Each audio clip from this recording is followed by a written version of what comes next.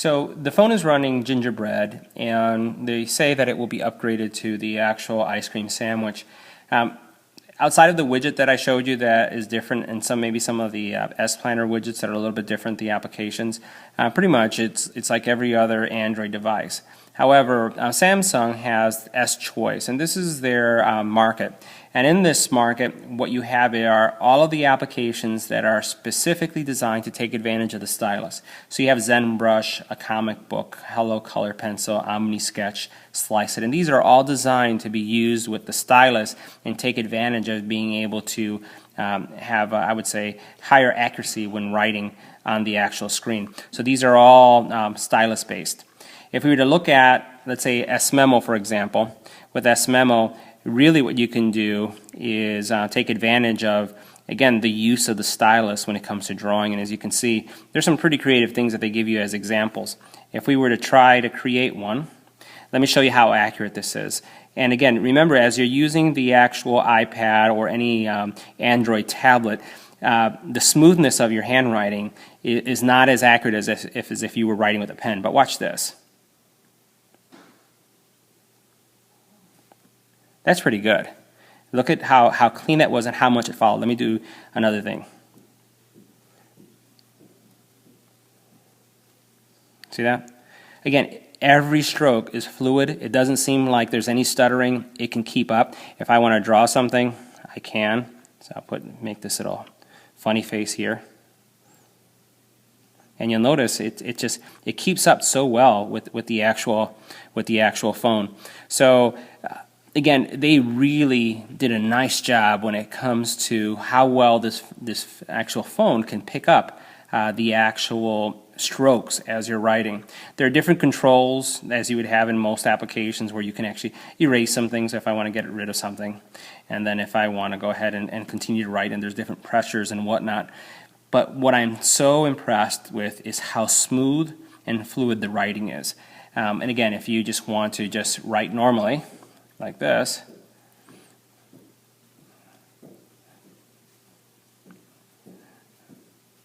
yep, and I'm running out of space, you can.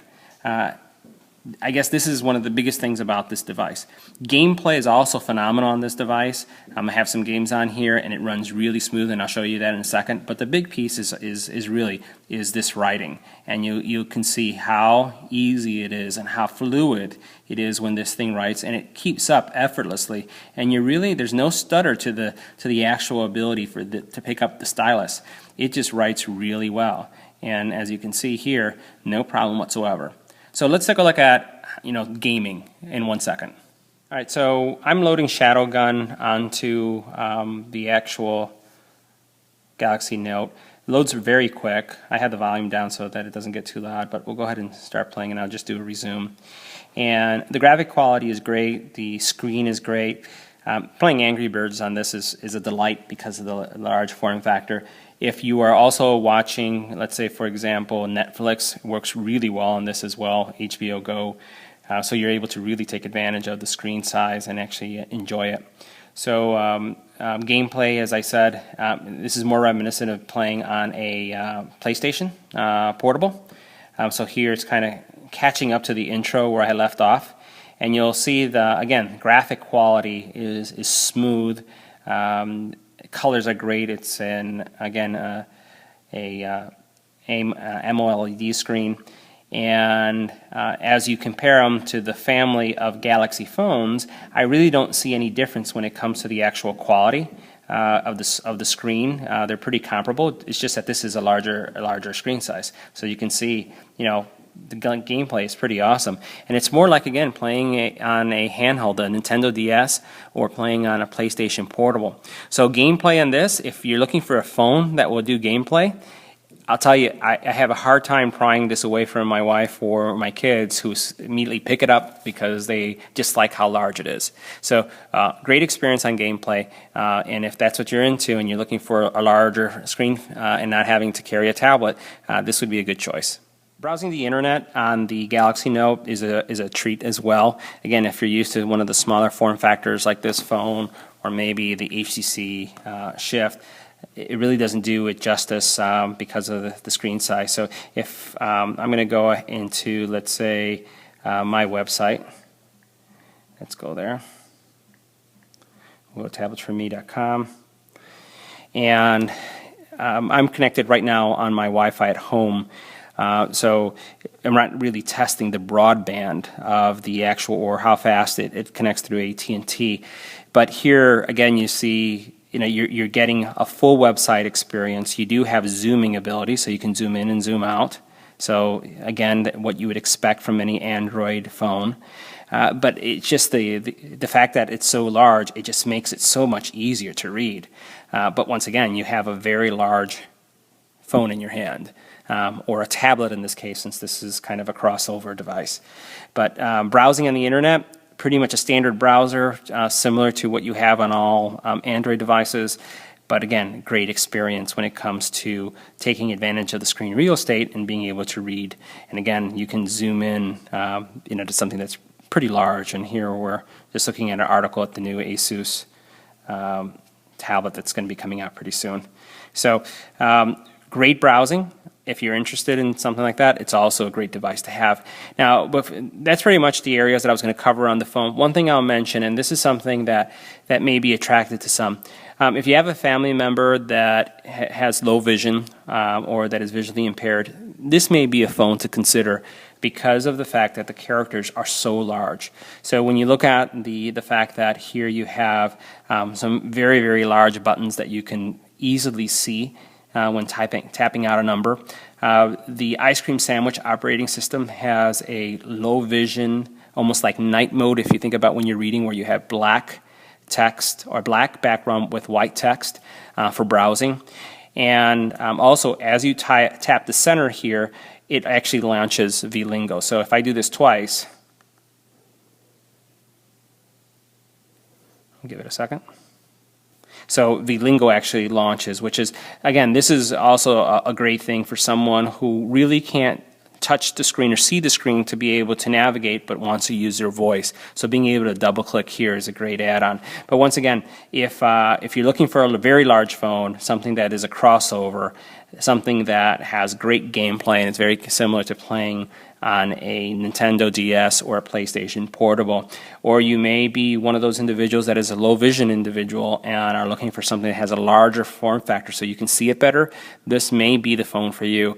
It's actually been growing on me, and that's kind of a punt, but I've been enjoying the phone.